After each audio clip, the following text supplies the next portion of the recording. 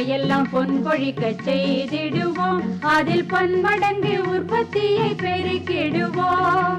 பண்ணையெல்லாம் பொன் கொழிக்க செய்திடுவோம், அதில் பன்மடங்கு உற்பத்தியை பெருக்கிடுவோம். உழவர் உலகம். கண்மணி பொல்லல் மணியை வளர்த்திடவே நாடும் கருத்துரைக்கும் ஒளிபரப்பை கேட்டிடுவோம். கண்மணி பொல்லல் மணியை வளர்த்திடவே நாடும் கருத்துரைக்கும் ஒளிபரப்பை கேட்டிடுவோம்.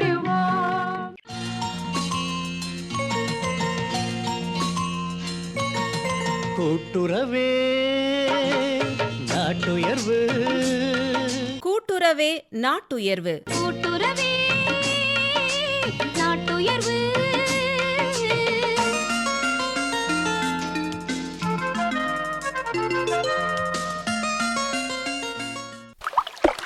என் பிள்ளை முத்தழகு குழாயில இருந்து குடத்துல தண்ணி நிறைஞ்சி வீணா போயிட்டு இருக்கு. அது கூட தெரியாம என்ன பிள்ளை யோசிச்சுக்கிட்டு இருக்க? வா மருதாணி, நான் என்ன யோசிச்சு என்ன ஆக போகுது? என்ன பிள்ளை உன் பேச்சுல தெம்பே இல்ல. இப்படி எப்பவும் பேச மாட்டியே, மத்தாப்பு போல படபடன்னு பேசுற லட்சுமி. என்னாச்சு உனக்கு? உனக்காவது என்ன ஏதுன்னு கேட்க தோணுச்சே. இங்க பாரு பிள்ளை, ஒரு விஷயம் நமக்கு புரியலன்னா நமக்கு தெரிஞ்சவங்க கிட்ட சொல்லி அதை பத்தி விளக்கம் கேட்டுக்கிறது தான் புத்திசாலித்தனம். அது ஒண்ணுமில்ல புள்ள, என் அத்தை நேத்திக்கு ஊருக்கு போயிருந்தாங்க. அவங்க தங்கச்சி மகளை பார்க்கறதுக்காக ஊருக்கு போயிட்டு வந்தாலும் வந்தாங்க, வீட்டு உள்ள கூட வரல. திண்ணையிலேயே உட்காந்து தங்கச்சி மகளை பத்தியே பேசிக்கிட்டு இருந்தாங்க.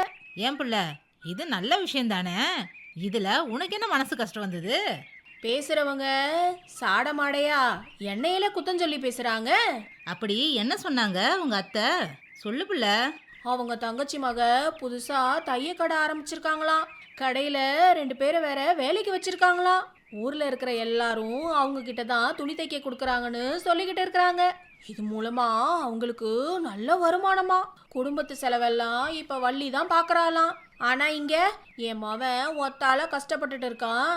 என் மருமவளுக்கும் தையல் வேலை தெரிஞ்சிருந்தா 4 காசு சம்பாதிச்சிருப்பா, அவனுக்கு உதவி ஒத்தாசையா இருந்திருக்கும் அப்படின்னு புலம்பி தள்ளுறாங்க.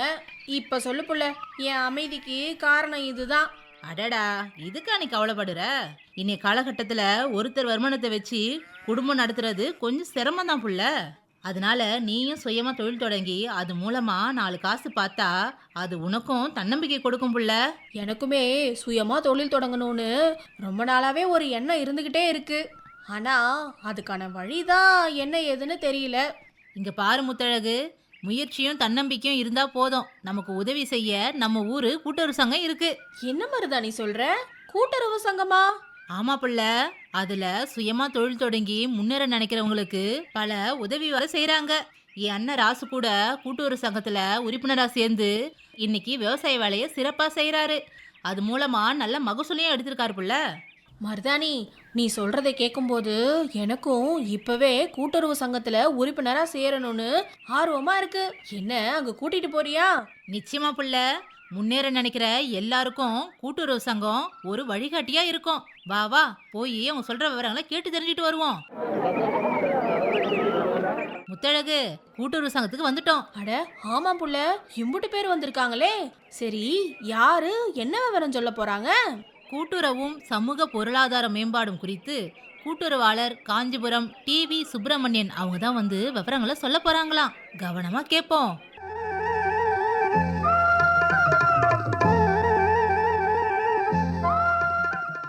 எல்லோரும் எல்லாமும் பெற வேண்டும், ஒருவர் மற்றவர்களுக்காக, மற்றவர்கள் ஒருவருக்காக என்ற உயரிய நோக்கத்தில் ஆரம்பிக்கப்பட்ட இயக்கம் கூட்டுறவு இயக்கம்.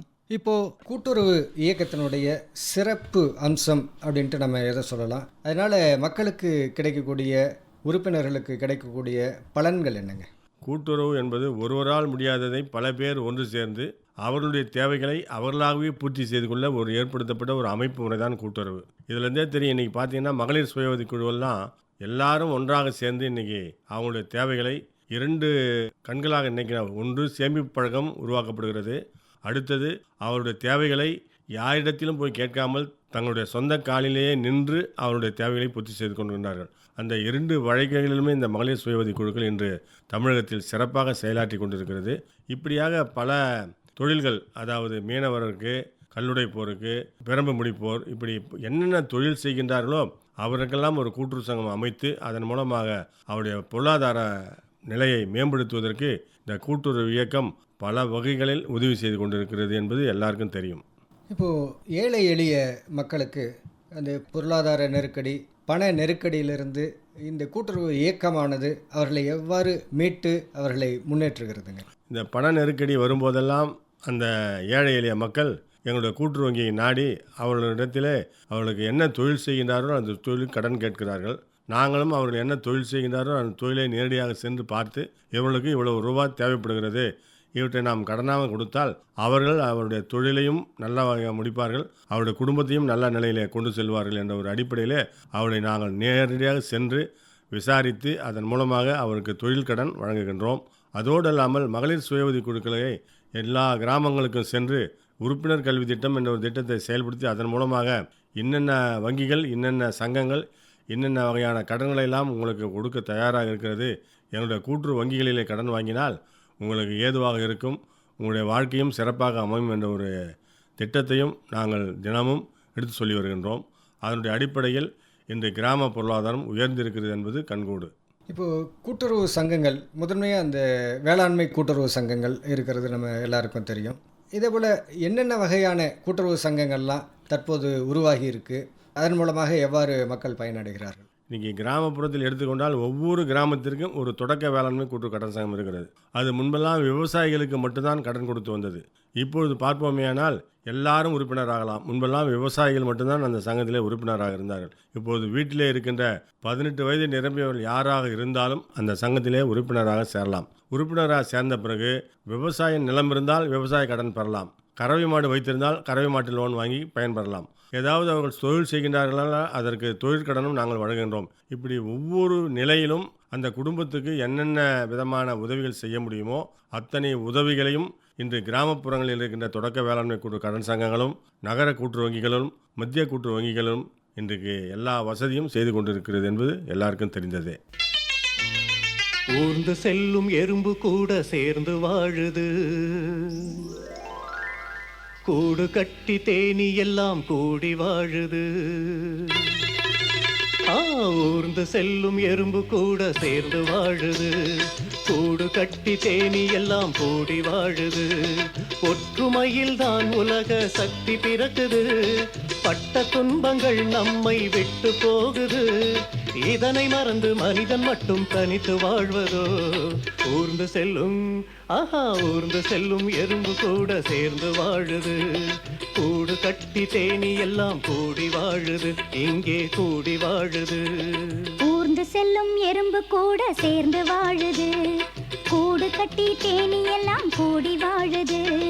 ஒற்றுமையில் தான் உலக சக்தி பிறக்குது, பட்ட துன்பங்கள் நம்மை விட்டு போகுது. இதனை மறந்து மனிதன் மட்டும் தனித்து வாழ்வதோ? ஊர்ந்து செல்லும் ஊர்ந்து செல்லும் எறும்பு கூட சேர்ந்து வாழுது, கூடு கட்டி தேனி எல்லாம் கூடி வாழுது, இங்கே கூடி வாழுது. மற்ற சங்கங்கள் வேளாண்மை தவிர பார்த்தீங்கன்னு சொன்னால் நெசவாளர் கூட்டுறவு சங்கங்கள் உதாரணத்துக்கு எடுத்துக்கொண்டால் நெசவாளர் கூட்டுறவு சங்கங்கள் நெசவாளர்களுக்கு தேவையான பொருட்களை தங்கு தடையின்றி பிரதம நெசவாளர் கூட்டுறவு சங்கங்கள் மூலமாக அவர்களுக்கு தேவையான பொருட்களை வழங்கி வருகிறது. அதனை நெய்து அவர்கள் துணியாக கொடுக்கிறார்கள். அதனையும் நாங்களே அந்த நிறுவனமே வாங்கி விற்பனை செய்கிறது. இதன் மூலமாக ஏழை எளிய மக்களும் பயனடைகிறார்கள், அந்த நெசவாளரும் பயனடைந்து சிறப்பாக இருந்து கொண்டிருக்கிறார்கள். அடுத்தது மீனவர் கூட்டுறவு சங்கங்கள். மீனவருடைய சமுதாயம் சிறப்பாக அமைய வேண்டும் என்பதற்காக அவர்களுக்கு வலைகள், பவர் மிஷின், இப்படி எல்லா விதமான அவர்களுக்கு என்னென்ன தேவைகளோ அவற்றையெல்லாம் அவர்களுக்கு மானிய விலையில் வழங்கி அவருடைய வாழ்வாதாரத்தை உயர்த்தி கொண்டிருக்கிறது. அதோடு இருளூர் சமுதாயத்தை சேர்ந்த மக்கள் இன்றைக்கு கிராமப்புறங்களில் நிறைய பேர் இருக்காங்க. அவங்களுக்கு படிப்பறிவு இல்லாமல் இருந்தது. அவற்றை போக்குவதற்காக அவர்களுக்காக ஒரு இருளர் பாம்பு பிடிப்போர் தொழிற்கூட்டுறவு சங்கம் என்ற ஒரு சங்கத்தை தொழிற்கூட்டுறவு சங்கங்களின் மூலமாக உருவாக்கி அதன் மூலமாக அந்த இருளர் சமுதாயத்தை நல்ல நிலையில் உயரிய வகையில் இன்று வாழ்ந்து கொண்டிருக்கிறார் என்றால் அதற்கு கூட்டுறவு சங்கம் தான் என்பது அடிப்படை கருத்து. அடுத்தது கல்லுடைப்போர் சங்கம், பெரம்பு முடிப்போர் சங்கம், இப்படி பலவிதமான சங்கங்கள் கிராமப்புறத்தில் என்னென்ன தொழில் மண்பாண்ட தொழில் செய்கின்ற சங்கம், கறவை மாடு வைத்திருப்பவர்களுக்கு பால் உற்பத்தியாளர் கூட்டு சங்கம் ஆரம்பித்து அவருடைய உற்பத்தி செய்கின்ற பாலை கொள்முதல் செய்து கிராமப்புற மக்களுக்கும் நம்முடைய நகர்வாழ் மக்களுக்கும் பாக்கெட்டாக போய் சேர்கிறது. கிராம மக்களும் பயனடைகிறார்கள், நகர்வாழ் மக்களும் பயனடைந்து சிறப்பாக இருக்கிறார்கள் என்றால் இந்த பால் உற்பத்தியாளர் கூட்டுறவு சங்கத்தின் மூலமாகத்தான் என்று சொன்னால் மிகையாகாது. அதோடு அல்லாமல் இன்றைக்கி வீடு கட்டும் கூட்டுறவு சங்கங்கள் இருக்கிறது. அதனால் வீடு கட்டுவதற்கு பணம் இல்லாமல் இருந்தால் அவளுக்கு இடம் இருந்தால் போதும், அதற்குண்டான கடனை நாங்கள் வழங்கி அதன் மூலமாக அவர்கள் வீடு சுகமாக கட்டிக்கொண்டு வாழ்வதற்கு வீட்டு வசதி கூட்டுறவு சங்கங்கள் சிறப்பாக செயல்பட்டு கொண்டிருக்கிறது. அடுத்தது சமூக நலத்துறையின் கீழாக மகளிருக்காகவே கோஆபரேட்டிவ் சொசைட்டி ஆரம்பிச்சிருக்காங்க. இது என்னென்னா மகளிர் தையல் தொழில் கூட்டுறவு சங்கம். இந்த ஏழை எளிய மக்கள் நம்முடைய அரசாங்கத்தின் துணிகளை சீருடைகளை வாங்கி தைத்து கொடுத்தால் அதற்கு வேஜஸ் கொடுக்கிறார்கள்.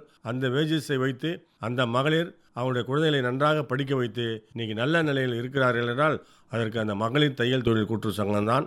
சத்துணவு மாவு தயாரிக்கின்ற மகளிர் கூட்டுறவு சங்கமும் நம்முடைய தமிழ்நாட்டில் சிறப்பாக செயல்பட்டிருக்கிறது.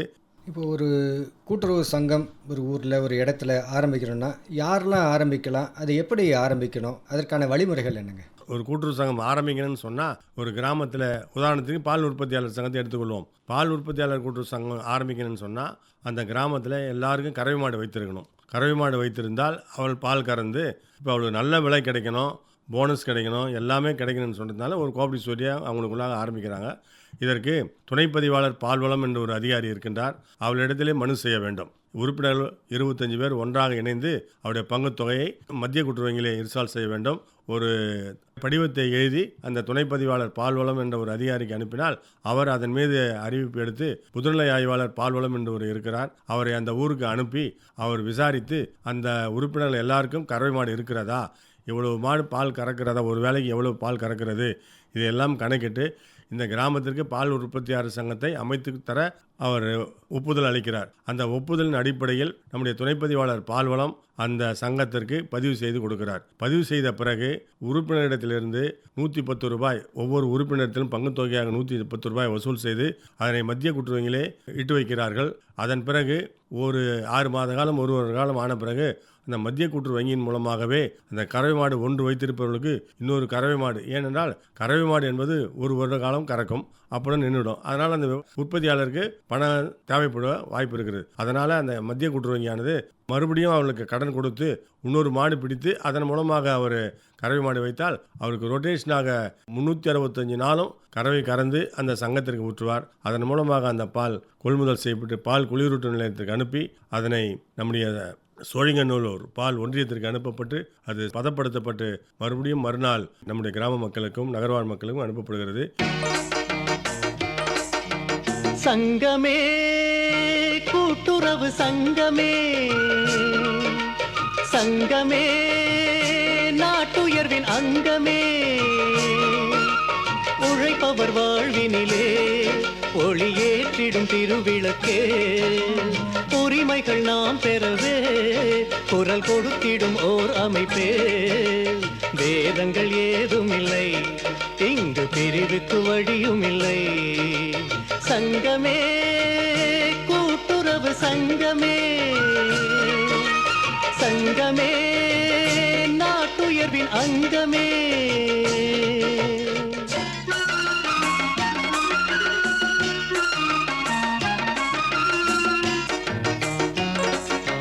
சேர்ந்திடுவோம் பால் சங்கமதில் பங்கினை செலுத்தியே நாம், பங்கிற்கு நல்ல பலனுண்டு பாலுக்கும் விலையுண்டு, சங்கத்தின் அங்கமாய் நாம் என்றென்றும் உயர்ந்திருப்போம், இனியொரு துயரில்லை நம் வாழ்வினில் குறையும் இல்லை.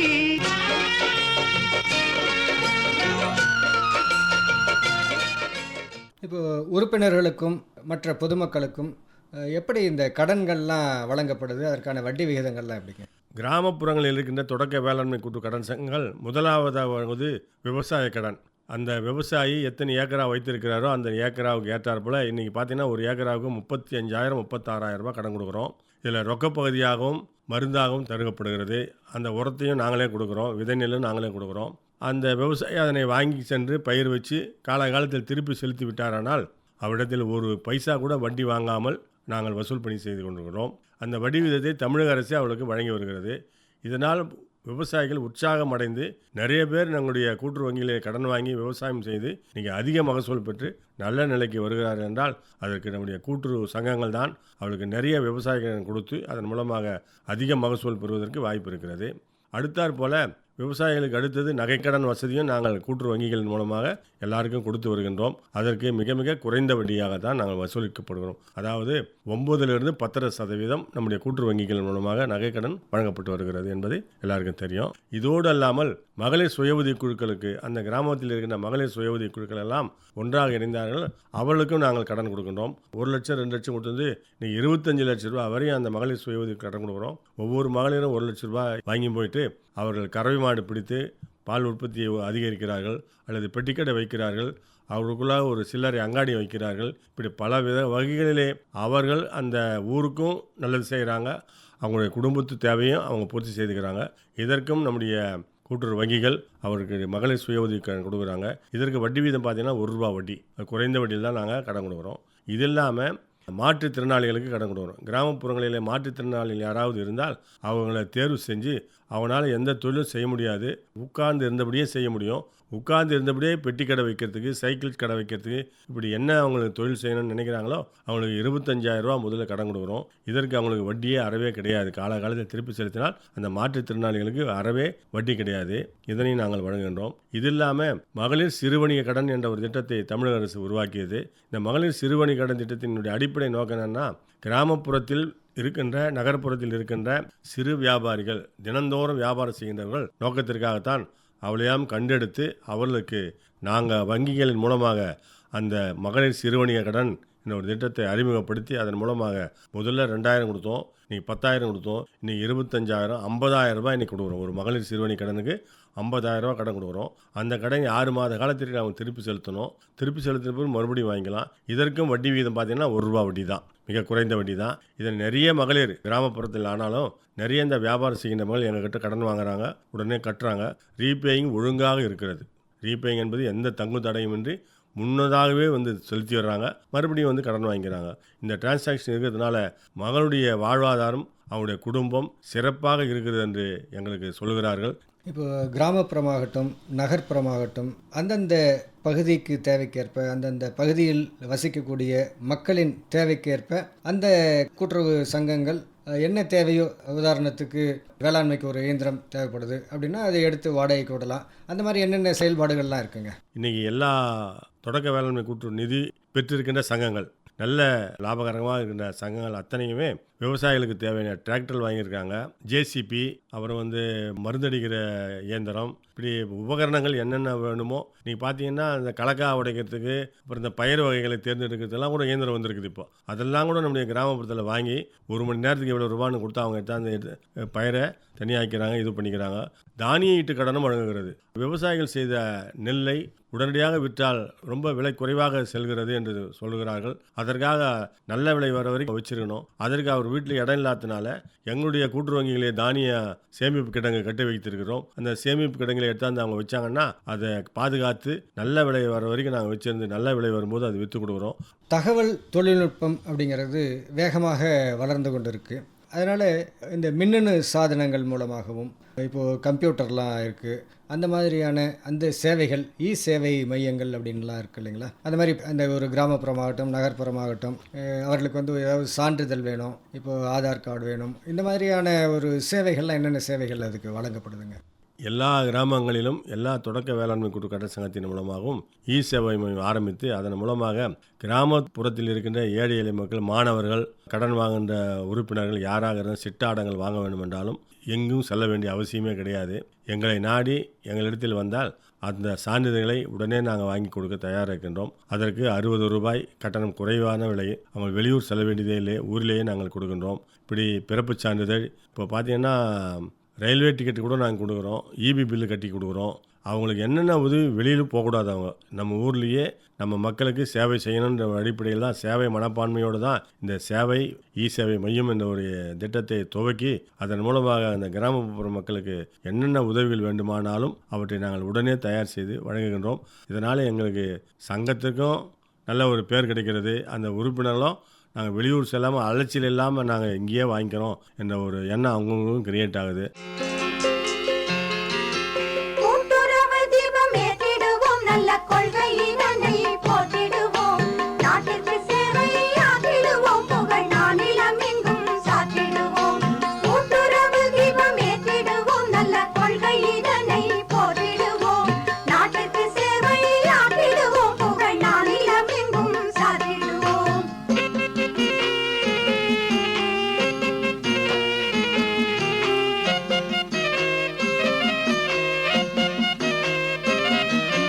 பாலைவனம் எல்லாம் பசுஞ்சோலை, இனி பார்க்கும் இடம் எல்லாம் தொழிற்சாலை. பாலைவனம் எல்லாம் பசுஞ்சோலை, இனி பார்க்கும் இடம் எல்லாம் தொழிற்சாலை. வேலை வாய்ப்பெல்லாம் குவிந்ததடி, மக்கள் வேதனை நாடும் குறைந்ததடி. வேலை வாய்ப்பெல்லாம் குவிந்ததடி, மக்கள் வேதனை நாடும் குறைந்ததடி. கூட்டுறவு தீபம் ஏற்றிடுவோம், நல்ல கொள்கையினை போற்றிடுவோம், நாட்டிற்கு சேவையாற்றிடுவோம், புகழ் நானிலம் எங்கும் சாற்றிடுவோம். இப்போ பல்வேறு வகையான கூட்டுறவு கடன் சங்கங்களை பற்றி சொன்னீங்க. கூட்டுறவு கடன் வங்கிகள் என்னெல்லாம் இருக்கு? கடன் வங்கின்னு பார்த்தா மத்திய கூட்டுறவு வங்கிகள், நகர கூட்டுறவு வங்கிகள் செயல்பட்டு கொண்டிருக்கிறது. சென்னையில் பார்த்தீங்கன்னா தலைமை கூட்டுறவு வங்கிகள், தமிழ்நாடு மாநில தலைமை கூட்டுறவு வங்கி தான் 8. அவங்க தான் சென்னையில் மட்டும் தன்னுடைய கிளைகளின் மூலமாக எல்லாருக்கும் நகைக்கடன் வசதி ஏற்பாடு செஞ்சுக்கிறாங்க. அது இல்லாமல் சம்பள கடன் கொடுக்குறாங்க. இது இல்லாமல் தொழில் முனைவோருக்கு தொழில் கடன் கொடுக்குறாங்க. இப்படி பலவிதமான கடன்களை தமிழ்நாடு மாநில தலைமை கூட்டுறவு வங்கி வழங்குகிறது. அதே மாதிரி காஞ்சிபுரம் மத்திய கூட்டுறவு வங்கிகளும் கிராமப்புற மக்களுக்கு தேவையான வங்கிகளுக்கு தேவையான கடன் வசதியும் செய்து, அது இல்லாமல் அதனுடைய கிளைகளின் மூலமாக நகைக்கடன் வசதி ஏற்பாடு செஞ்சுக்கிறாங்க. தொழில் முனைவோர் கடன் கொடுக்குறாங்க, வீடு அடமானத்தின் பேரில் கடன் கொடுக்குறாங்க, வீடு கட்ட கடன் கொடுக்குறாங்க. இப்படி பலவிதமான கடன்களையும் இன்னைக்கு கூட்டுறவு வங்கிகள் குறைந்த வட்டியில் வழங்கி வருகிறது. கூட்டுறவு கல்வி மற்றும் இந்த கூட்டுறவு பயிற்சி அப்படிங்கிறது எப்படி வழங்கப்படுதுங்க? கூட்டுறவு கல்வி, கூட்டுறவு பயிற்சி என்பது தமிழ்நாடு கூட்டுறவு ஒன்றியத்தின் மூலமாக உறுப்பினர் கல்வி திட்டம் என்ற ஒரு திட்டத்தின் அடிப்படையில் கிராமப்புற மக்களில் இருக்கின்ற ஏழை எளிய மக்களுக்கும் கூட்டுறவு சங்க உறுப்பினர்களுக்கும் உறுப்பினர் கல்வி திட்டம் என்ற ஒரு திட்டத்தின் அடிப்படையில் இந்த கூட்டுறவு கல்வியை நாங்கள் வழங்கி வருகின்றோம். இதனால் அந்த உறுப்பினர்கள் கூட்டுறவு சங்கத்தை பற்றி நன்றாக புரிந்து கொண்டு அவருக்கு வாங்கிய கடனை திருப்பி செலுத்துவதற்கு இந்த கூட்டுறவு கல்வி ஏதுவாக இருக்கிறது. அதோடு அல்லாமல் கூட்டுறவு சங்கங்களில் என்னென்ன கடன்கள் கொடுக்கிறார்கள் என்பதை தெரிந்து கொண்டு, வட்டி விகிதத்தை தெரிந்து கொண்டு எல்லாரும் கடன் வாங்க ஆசைப்பட்டு எல்லாரும் கடன் வாங்கி பயனடைகிறார்கள். இந்த கூட்டுறவு கல்வியின் மூலமாகத்தான் கிராமப்புற மக்கள் இன்று நிறைய பேர் கூட்டுறவு சங்கத்திலே உறுப்பினராக சேர்ந்து பயனடைந்து வருகிறார்கள் என்றால் அந்த கூட்டுறவு கல்வி தான் அவர்களுக்கு உறுதுணையாக இருக்கிறது. இதனை தமிழ்நாடு கூட்டுறவு ஒன்றியமும் மாவட்ட கூட்டுறவு ஒன்றியமும் இணைந்து அந்த பகுதியில் இருக்கின்ற கிராம கூட்டுறவு சங்கங்கள் கூட்டுறவு வங்கிகளுக்கு சென்று நேரடியாக சென்று அங்குள்ள மக்களையெல்லாம் சந்தித்து ஒன்றாக கூட்டி அவர்களுக்கு இந்த உறுப்பினர் கல்வி திட்டத்தின் மூலமாக கூட்டுறவு கல்வி நடத்தி வரப்படுகிறது. இப்போது கூட்டுறவு பயிற்சி என்பது தமிழகத்தில் தமிழ்நாடு கூட்டுறவு ஒன்றியத்தின் மூலமாக 27 பயிற்சி நிலையங்கள் உருவாக்கப்பட்டிருக்கிறது. அந்த பயிற்சி நிலையங்களிலே நம்முடைய மாணவர்கள், அதாவது +2 முடித்த மாணவர்கள், கல்லூரி முடித்த டிகிரி முடித்த மாணவர்கள் அந்த பயிற்சியை படிக்கலாம். அந்த பயிற்சிக்கு பேர் டிப்ளமா இன் கோஆபரேட்டிவ் மேனேஜ்மெண்ட், DCMன்னு சொல்லுவார்கள். இந்த டிப்ளமா இன் கோஆபரேட்டிவ் மேனேஜ்மெண்ட் பயிற்சி இருந்தால் தான் அவர்கள் கூட்டுறவு நிறுவனங்களிலே பணியாற்ற முடியும். அதற்காக அந்த பயிற்சியை நாங்கள் வழங்கி வருகின்றோம். இது டிப்ளமா இன் கோஆபரேட்டிவ் மேனேஜ்மெண்ட்டோட நகை மதிப்பீடும் அதில் தொழில்நுட்பங்களும் என்ற ஒரு பயிற்சியும், கம்ப்யூட்டர் கணினி என்ற பயிற்சியும் வழங்கப்பட்டு வருகிறது. ஒரே காலகட்டத்தில் ஒரு வருடத்திற்கு அந்த ஒரு வருட காலத்திலே இந்த 3 சான்றிதழ்கள் வழங்கி அவர்கள் கணினியில் தேர்ச்சி பெற்றவர்களாகவும் நகை மதிப்பீடும் அதன் தொழில்நுட்பத்தை தெரிந்து கொண்டு நகை மதிப்பீடாளராகவும் போவதற்கு வாய்ப்பு இருக்கிறது.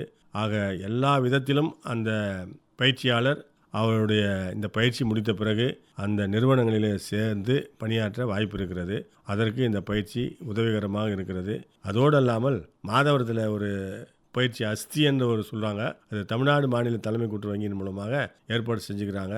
விவசாய குடும்பத்தை சேர்ந்த மாணவர்கள் இதுக்கு படிக்கணும்ன்றதுக்காகவும் நம்முடைய தொடக்க வேளாண்மை கூட்டுறவு கடன் சங்கத்துடைய செயலாளர்கள் அதில் ட்ரைனிங் படித்து அந்த விவசாயிகளுடைய உக்திகளை கையாள வேண்டும் என்பதற்காகவும் அவங்க அந்த அஸ்தி என்ற ஒரு கூட்டுறவு பயிற்சி நிறுவனத்தை உருவாக்கி அதன் மூலமாக பயிற்சியை வழங்கி வருகிறார்கள். பல தொழிலும் பாங்குறவே வளர்ந்திடவே இனி பணமெல்லாம் மனக்கவலை உமக்கெதற்கு? உலகமெல்லாம் ஓங்கிவிட்ட கூட்டுறவு உயர் இயக்கத்திலே இன்றே நீ இணைந்து கொள்ளு. உலகமெல்லாம் ஓங்கிவிட்ட கூட்டுறவு உயர் இயக்கத்திலே இன்றே நீ இணைந்து கொள்ளு. ஒற்றுமையால் வளர்ந்து வரும் இமயமடி, இது உயர்ந்தவர்கள் உள்ளம் கண்ட இயக்கமடி. தோற்றுவித்தோர் பயனடைந்த இயக்கம் உண்டு, இதன் தோற்றத்தினால் பயனடைந்தார் மக்களடி. உலக அளவில் ஐக்கிய நாடுகள் சபையானது இந்த ஆண்டை சர்வதேச கூட்டுறவு ஆண்டாக அறிவிச்சிருக்கு. அதாவது cooperative builds a better world, அந்த கோட்பாட்டின் அடிப்படையில் இந்த ஆண்டை அறிவிச்சிருக்காங்க. கூட்டுறவு இயக்கம் அப்படிங்கிறது எந்த அளவுக்கு ஒரு நல்ல ஒரு உன்னதமான ஒரு உலகத்தை இந்த கூட்டுறவு இயக்கத்தால் உருவாக்க முடியும் அப்படிங்கிற வகையில் அதை சொல்லியிருக்காங்க. அதன் மூலமாக இந்த நிலையான வளர்ச்சி, சஸ்டைனபிள் டெவலப்மெண்ட் கோல்ஸ் அப்படின்ட்டு சொல்கிறாங்க. அந்த நிலையான வளர்ச்சி, அதாவது அனைவரையும் உள்ளடக்கிய வளர்ச்சி, ஒரு சமத்துவ சமூகம் உருவாகக்கூடிய ஒரு நிலை ஏற்படணும் அப்படிங்கிறதுக்காக இந்த ஆண்டை அந்த மாதிரி அறிவிச்சிருக்காங்க. அந்த நோக்கம் எந்த வகையில் இந்த கூட்டுறவு இயக்கத்தின் மூலமாக கிராமப்புற அளவிலும் மற்ற அளவிலும் எப்படி நிறைவேறுங்க? இந்த ஆண்டு சர்வதேச கூட்டுறவு ஆண்டு என்று சொன்ன பிறகு நம்முடைய கிராமப்புறங்களிலும் நகர்ப்புறங்களிலும் இருக்கின்ற கூட்டுறவு வங்கிகள் அந்த விவசாயிகளெல்லாம் ஒன்றாக சேர்த்து அவர்களுக்கு என்னென்ன செய்ய முடியுமோ, அதாவது விளையாட்டுப் போட்டிகள் நடத்தப்படுகிறது, மாணவர்களுக்கு கட்டுரை போட்டி, பேச்சு போட்டி, கவிதை போட்டியெல்லாம் நடத்தி வென்றவர்களுக்கு பரிசளிக்கப்படுகிறார்கள்.